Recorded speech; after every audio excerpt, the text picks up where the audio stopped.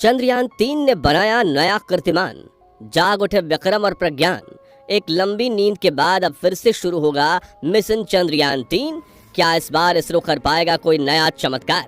जी हाँ, एक लंबे अरसे के बाद फाइनली अब हमारा चंद्रयान-3 फिर से अपने काम पर लग चुका है और इस बार इसका मिशन पहले से कहीं ज्यादा अलग होने वाला है। यानी अब की इसरो चांद पर कुछ ऐसा खोजने की तैयारी कर रहा है जो आज से पहले कभी नहीं खोजा गया।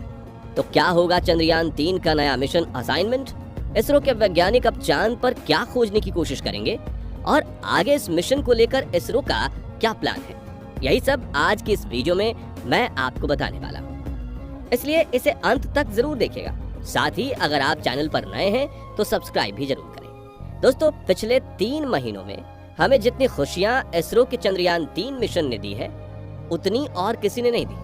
ये मिशन हम सब की कल्पना से भी कहीं ज्यादा सफल रहा है। कहाँ तो हम सोच रहे थे कि हमारा चंद्रयान बस किसी तरह चांद के दक्षिणी ध्रुव पर लैंड कर जाए और कहाँ आज हमारा ये मिशन लैंड करने के 1 महीने बाद भी चल रहा है। जी हाँ, जैसा कि हमने आपको वीडियो की स्टार्टिंग में ही बताया कि चंद्रयान-3 अब अपनी गहरी नींद से जाग चुका है और ये एक बार फिर चांद की इस अंधेरी दुनिया को खंगालने के लिए तैयार है।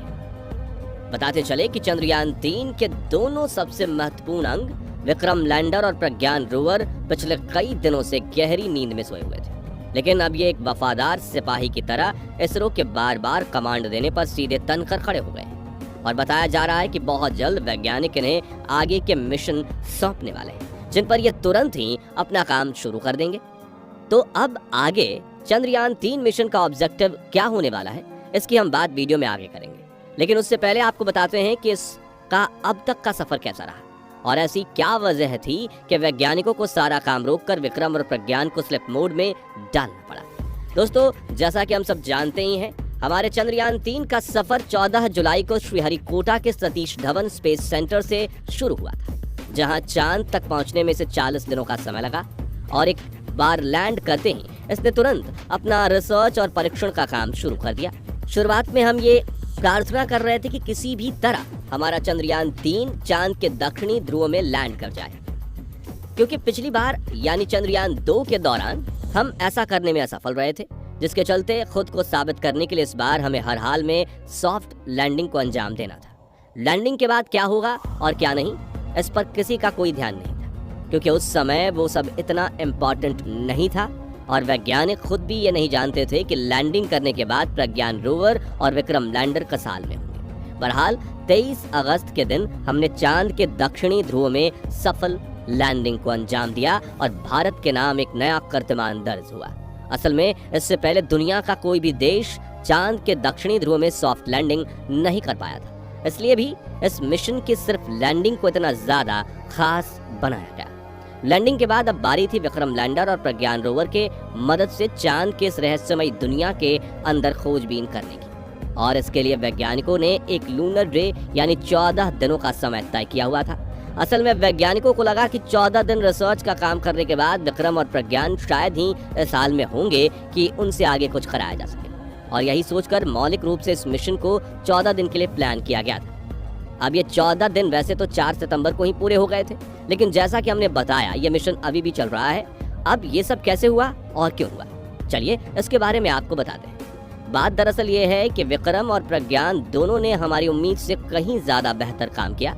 वैज्ञानिक ने इन्हें मिशन का जो असाइनमेंट सौंपा था, यानी इन्हें रिसर्च काम से रिलेटेड जो टारगेट्स दिए गए थे, वो सभी इन्होंने समय रहते पूरे कर लिए। साथ ही जब इनका काम खत्म हुआ तो इनके सारे पेलोड और दूसरे सिस्टम एकदम सही तरह से काम कर रहे थे। अब वैज्ञानिकों को लगा कि मिशन को यहीं खत्म करने का मतलब प्रज्ञान और विक्रम के पोटेंशियल को वेस्ट करना होगा।